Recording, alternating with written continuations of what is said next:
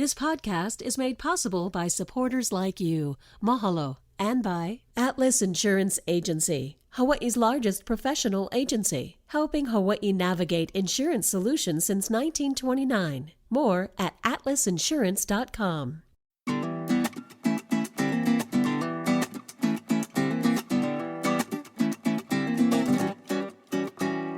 Aloha mai kako. Welcome to a new episode of What's Kuyuan? Start every conversation with that question. I'm Ron Mizutani, and today we're talking about Andagi, deep-fried Okinawan donuts.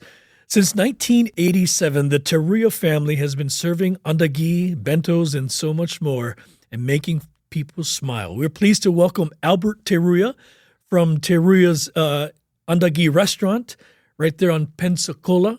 Correct. And Albert, welcome to PBS Hawaii. Oh, thank you so much, Ron. I really appreciate this opportunity to be here today and talk story with you about Andagi and our family business. Very, very cool. Before we continue, I asked all of our guests, what school you went? I went to Iolani. You're Iolani? Yes. Oh, same like my boy. Okay. My youngest, Tyjon, was at Iolani. He was a quarterback back in the day. What year was he? 2017, 18, 16. Nice. Yeah. All right. Raiders, one team. So going back to, because, a lot of people know the name Teruya. A lot of people, of course, they associate Andagi with your family. One of the first food concessions at the old Shirakia. That's correct. Tell me a little bit about the history as far as you remember. So, where did I begin? So, before Shirakia even began, my parents had opened up a fish market, and their first one was in Kapahulu, called Teruya's Fish Market. And after that, a few years after that, they opened a second location in Mapunapuna, where the old Gibsons used to be.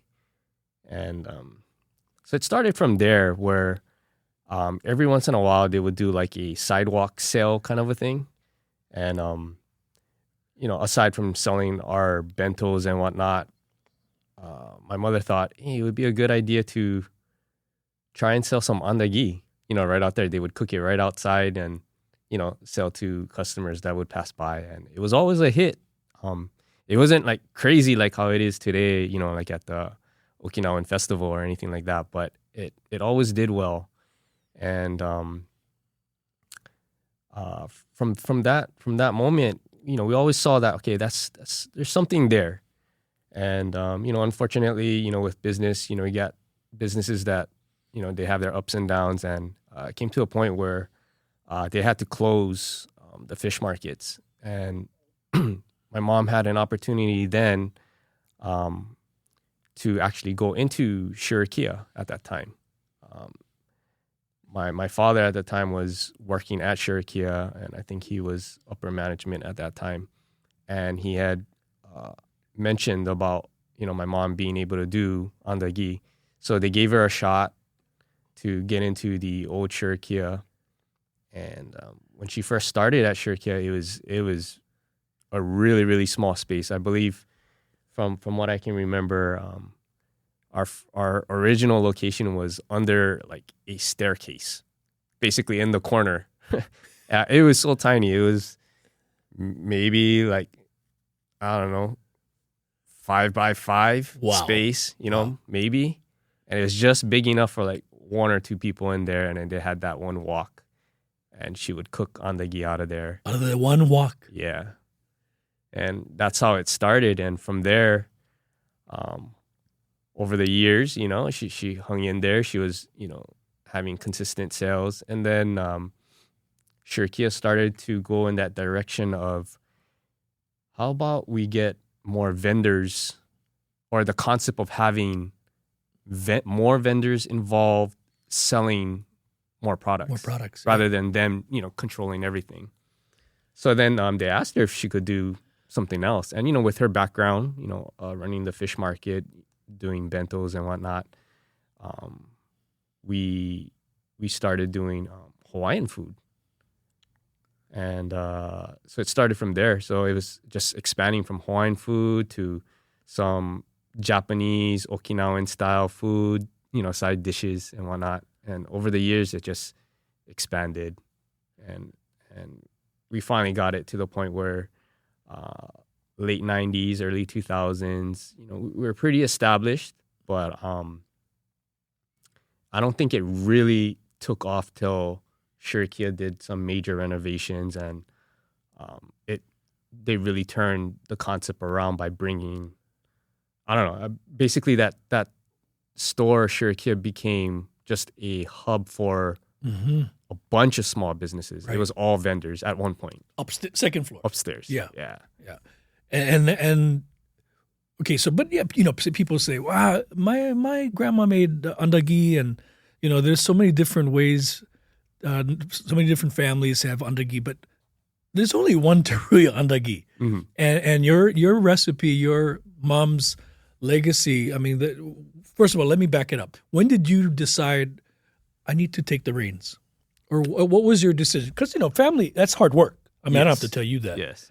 But it's hard work to take on this kind of a legacy. Yeah. Oh, that's for sure. I never grew up thinking that this is what I wanted to do. I had aspirations of becoming an architect, but that certain things didn't work out and whatnot. But I did grow up in the business.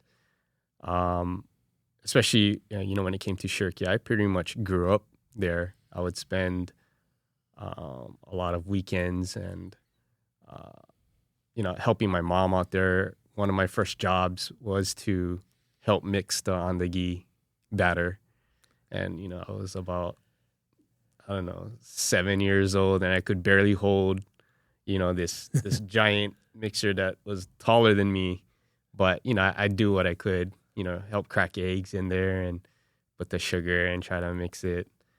And, that's pretty much where I started. And throughout high school, I worked there for my mom. I used to make my mom used to also sell those taiyaki and taikoyaki treats, those pancakes with the filling. So that was my part-time weekend job that I pretty much did. So I was in it, and I went to for college, and I realized there's definitely a future in owning your own business. So I think about right around that time, I realized that's something that I think I want to continue. So I stuck with it, and stayed with my mom. Worked at Shurikia, for as long as, she was around. And I believe in 2008 was the time she decided, I think it's time for me to retire. Can you take over? And I was like, sure, we'll just do it. We'll run it like you've never retired, because, being in Shurikia, it was a solid setup. I don't think it gets as better then it doesn't get better than that, for like a transition where there was always a crowd. There was always a customer crowd, and we really had not too much to worry about, rather than just making sure we kept our product, its consistency there. Then we were pretty much in good shape. So it wasn't as difficult as maybe other transitions would be, but that's pretty much how I started taking over the family business. That has changed since, though. It has. I mean, having your own space now. Yes. Your own staff. I mean, you are the decision maker, and business is a very different. Yes. Different from where you stand today. For sure. Yeah. So, we had a good run at Shurikia from the 80s all the way till, I believe, the last day was in like 2016, I think. So, I never thought it would ever end. I mean, in the back of my mind, my mom used to always tell me, you never know with business, it could end any day, with her experience as well. So I had that in the back of my mind, but seeing how busy Shurikia was, I always thought, this is the one place in Hawaii that everybody comes to. I mean, it was crazy how busy it was, And I thought, no, I don't think it'll ever end. And then we got the news that, hey, they're gonna move. They're gonna move to the Eva Wing location. Mm-hmm. You know, at that moment I thought, really, why are they gonna move? Why, you know, maybe they should just renovate, you know, close a little bit, you know, renovate, and then we can stay here. Maybe, you know, I believe at the time the upstairs was really doing well for them, but you know, maybe they were struggling a little bit with the downstairs. So I thought, okay, well, if you want to go all food, that's fine, but you know, let's stay where we're at. You know, we can renovate upstairs, maybe split it or something. But because there was a time when I was young, you went to Shirkia for the other reasons, not the food. Yeah, I mean, the electronics, jewelry. I mean, all the knickknacks too, which, you know, they tried to transition to the new space, but that part never really took off. For a while, though, I mean, it was booming. It right? was. It was booming. Was. I used to go out because I worked at Channel 2. We'd go eat there all the time and maybe have a couple of cold ones and dollar beers. The beer garden, right? But it was a big party for the longest time, and then things started to slow down. I don't know what happened. And, you know, feel free to talk about that because it was a business decision that they made, Shirkia, to move. Some say that move was the end of Shirkia. Well, I mean, I can't really speak for what happened after because, so I'll explain. Like, you know, the original plan was to go to the new Shirkia too, because in my opinion, you know, that's how we started. We started in Shirkia. Why wouldn't we continue and go all the way with Shirkia? And to me at that time, it seemed like a no-brainer. You know, like why wouldn't you go? And you know, they're really setting that place up to be the first of its kind. I mean, there was a lot of work that went into that space, and they were making it really nice. But so originally the plan was to go. But, you know, with certain things, when it came to like the contract and whatnot, you know, we had a few disagreements and we couldn't come to, you know, an understanding on both sides, you know, and last minute I ended up pulling out. So I didn't go. And at that moment, it was kind of a state of panic for me because, again, you know, when I first took over the business, it was just the thing was smooth. So it was just a matter of just, okay, managing what's already there. That's all I knew was the concept of how Shirkia ran its businesses. And to all of a sudden now be put in a position where I have workers who are expecting to come back to work and waiting to now have to tell them, oh, you know what, change of plans, we're not going to Shirkia. And because I waited expecting that I was going to go to Shirkia, I didn't make any plans of finding another location at the time. So I had to scramble and go look.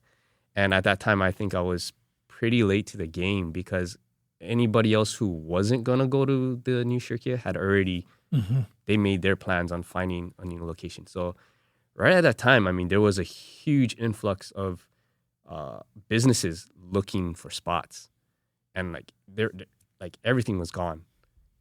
And at that time, yeah, you know, it was scary. I didn't know what to do. This is the first time even doing that. Like I never had to try to look for a spot for a shop. None of that stuff. You know, I had no experience whatsoever. So that was really, really scary at the time. But, you know, I thought, you know, what can I do? I mean, there's no other choice. This is what I gotta do. So, you know, it took some time, about 6 months. I was out of the game and, you know, I was looking, still couldn't find anything. And by that time, you know, it was, I had to just make a decision, whether it was temporary or not, because, you know, I had workers waiting. So then I saw this spot at Pensacola. And initially, everybody was telling me, "Oh, I don't know. That space is pretty tough. You know, it's Parking is horrible. There's a lot of turnover at that location. You know, I think the business that was there prior to me, they took over another existing business, but it was like constantly turnover. Yeah, that space for sure. Yeah. And it, even just in that role, and but I was kind of desperate at that time, so I thought, you know what, it's okay. Let's just do something now, and then later if we have to move, we'll move. But I just got to get something started. So I saw an opening at our current location, and the business there was they're actually trying to get out, so they were trying to sell their lease, and I believe they were there for only like 7 months, and then they were ready to call it quits. So I looked at it. The space was pretty small. I mean, I don't know if you've ever been to our shop, but I think it's really small. It's very small. It's small. And, I thought, I don't even know how we're even going to be able to function out of this space, but it's all right. We'll try something. So made that decision to buy out that lease, got in, and, had to start square one, try to figure out, okay, how can I make this space work? What can I do? And, the great thing is that I used my experience at Shirkia working out of a small space. So Shirkia as a whole was not small, but the space that we had was tiny, like for the amount of product that we pushed out, our space was so small. And, at first it was like a real negative, and like I used to think, oh gosh, why do we have such a small space? Why aren't we the ones given more space? We push out so much at that shop. Like, why aren't they giving us more space? But in the end, it came out to be a blessing because we figured out how to operate out of a really small space. So using that experience, I realized, okay, I think we can make it work. So I'll design it, with this limited space. And the good thing is about making this move now, it's that this is ours. There's no one there to tell us how we got to do anything. And we dictate how we do it. So once we got over that initial shock, and then, we set things up, we were finally able to open up business January 2017. And, it was pretty rough initially, pretty slow. Had some people that remembered us from Shirkia, and they followed us, but yeah, initially it was really slow. It was really slow. It was hard to get any traction. The location was kind of tough, and what made it harder was that when we were in Shirkia, even though we were our own business, I don't think a lot of people really knew who we were, to be honest. All the people who used to go to Shirkia was like, oh, let's just go to Shirkia's. Yep. And oh yeah, they have Andagi, they have bentos, they have shrimp, tempura, they have everything, And nobody really ever paid attention to the names of the individual vendors. And so that made it a little difficult. So, So you're the beneficiary of foot traffic, right? Yes, I mean, people went there for different reasons, but hey, while I'm here, let me grab some Andagi. Now you are relying on your own product. Yep. And so, marketing that is a whole different game. Yeah. Something called COVID got in the way. Yeah. I mean, I can imagine all the transitions that still continued, but here you are today, 7 years later, and doing very well in that space. Parking is still a problem. It is. But you guys are getting it done in a very big way and still continuing mom's legacy, still having that Andagi, no glaze, no powder. No glaze, no powder, No sprinkles. We every once in a while we'll do like a cinnamon sugar. Yeah. But there is a lot of like opportunity there to really mix it up. But like when I go to like the farmers markets, we'll have cinnamon sugar on the side. Everyone's like, no, I just want the original. Yeah. And I get it. I'm kind of a purist myself too. And when you go down that route where now it's glaze and you got sprinkles and all that, then it kind of, is that really an andagi anymore? You know? Yeah. So When does it become more than that? yeah. Okay, family secrets is what it is. I won't ask you what's in your andagi, but how do you maintain the crisp on the outside, but nice and, soft on the inside? So, well, it starts with the batter. You just See, I thought you were going to talk about the heat. So it is the batter. Well, The heat, it's both. yeah. It's everything. It's everything, to be honest. So, you got to have the right texture of the batter. It can't be too liquidy, cannot be too thick. Because if it's too thick, the thing will dry out. And by the time you're done cooking, it's going to be like a rock. So you got to have the right consistency with the batter. And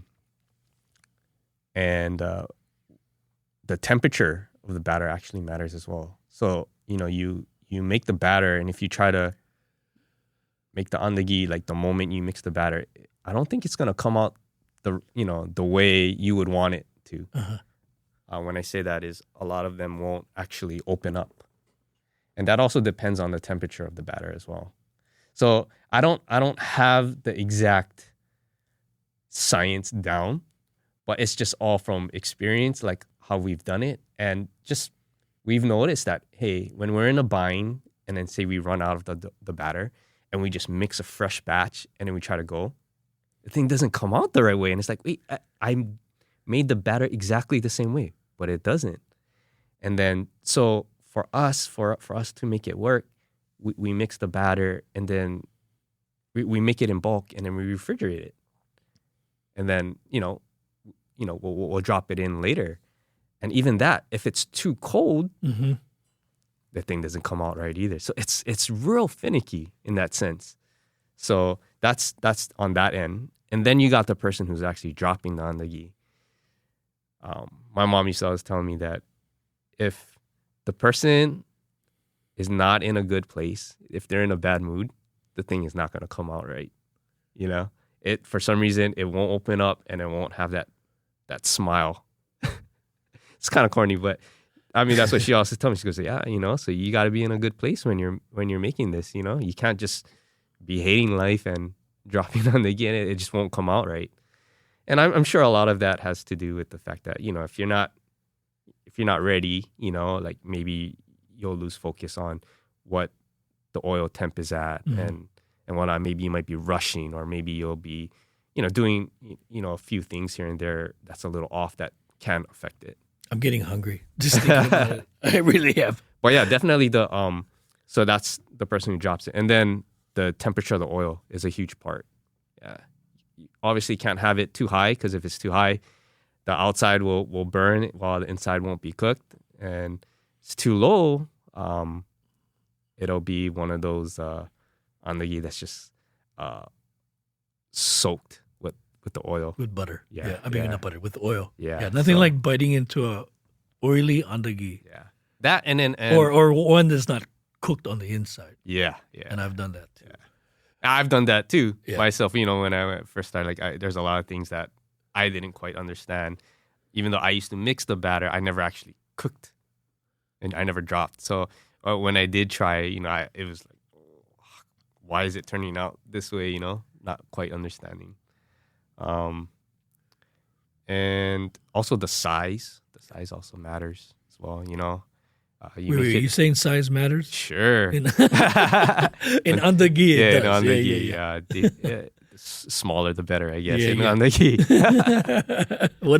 Whatever works. Albert, I gotta applaud you for having the willingness and understanding the legacy that Mom built, the hard work that went into that, regardless of the beauty of Shirakia, all that stuff set aside. She still had this product that became such a part of your family and life. But you taking the reins, that's not expected. And I've talked to other next generation who just say, I don't want to do that. But yet there are those like you, Matsumoto's. I can go Lynn's, seeds that generation saw the opportunity, even someplace like the watercress farm. Their kids said, "No, this is my kuleana. This is my responsibility to take it to a different level. Social media, all this stuff come into play." So hats off to you for seeing the beauty in that. Oh, thank you. Yeah. It also, a big part is our customers. If nobody really cared, then this isn't a glamorous. You're not gonna have a glamorous career doing this. It's not like what most people would aspire to do. But what really gets us going, myself and my whole crew at Teruya's, is that they really love the interaction they get with our customers, and even more so now because we're on our own. Like when we were in Shirkia, it was. Yeah, the numbers don't lie, but we didn't really have too much interaction with the customers, even though we were right there. Right. But it kind of felt like just grab your stuff and go. Now you have relationships. Yeah. Now it's you see them, you have conversations with them. A lot of them know my workers by name. We know them as well, and just the support that we get, and knowing that like this, they really want us to be around, really pushes us to be like, okay, we're doing the right thing. So we're going to do whatever we can to be around as long as possible. Very well said. Yeah. I'm going to be honest with you, and this is not because you're sitting across from me. When I called your shop to track you down, to talk story with you, whoever answered the phone was a gentleman. I was like, wow, this guy loves his job. Oh, yeah. So I'm going to do a little shout out. So that's Nathaniel Chun, or Nate Chun. So he's kind of like my partner. Yeah. Tell him I said a mad respect for how he treated me, Oh, yeah. Yeah, I mean, and regardless of who was calling, he was just like happy, and I was like, wow. Yeah. And it was the end of the day almost. Too. Yeah, he's like a fireball. Yeah, I can tell. Full of energy. That guy's awesome. He pretty much holds the shop down, when I'm not there. And like these days, I do a lot of things outside of the shop, so I'm hardly there. So a lot of people, new customers who come now, recognize him over me. So I mean, it's all good. But I mean, he's great. Like he gets it done. Yeah, you're only as good as your team. Yeah, your supporting team, and I again, it's clear that he enjoys what he's doing, but that doesn't just happen either, right? I mean, you create that environment. So again, congratulations to you. I wish you continued success. I hope you guys, I would love to see you guys move to a bigger space, but being in that little corner there, coming on Pensacola, so we have to fight for parking. And, I used to go to the Seamstress right up the street. Okay. Yeah. So I'm very familiar with that, the challenges that come with that. But if you build it, they will come and they will find you. And you folks have built it. Thank you. Yeah, congratulations to you. Albert Teruya. Go check it out. Andagi. What's our address at Pensacola? It's 1104 Pensacola Street. If Uber, if you have to find it, or have somebody take a lap and do a. If you cannot find parking, it is worth the wait. Congratulations. Good luck to you. Awesome. Continued Thank you success. Hey, mahalo nui for joining us, folks. I hope you guys had a great time, and I'm hungry. Join us next week, another episode of What School You Went. Until then, ahui ho. What School You Went is a PBS Hawaii production. Music by Taimane Gardner. If you enjoyed this episode, let us know on Facebook, Instagram, and Twitter, and tell your friends. You can find us on pbshawaii.org and everywhere you get your podcasts.